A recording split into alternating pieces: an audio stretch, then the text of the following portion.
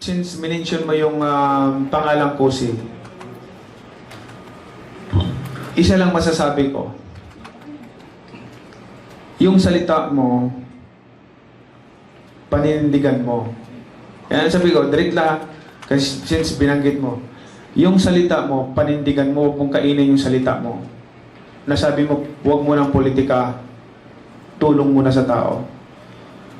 Yan ang ano ko eh, yan ang huwag mong dinidivide yung isipan ng mga membro ng partido para gamitin mo sa sarili mong interest. Unless kung umikot ka para magbigay ng tulong sa mga kababayan, palakpakan kita, matutuwa ako sa iyo. Pero kung umiikot ka, politika ang pinag-uusapan mo, huwag mong ganyanin, huwag mong lasunin ang mga utak ng mga membro ng partido para magkahiwa-hiwalay.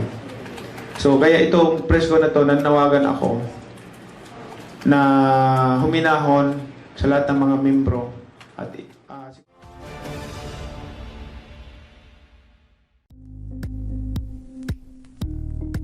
Thank you for watching Politico TV. Please like and subscribe to our channel for more videos.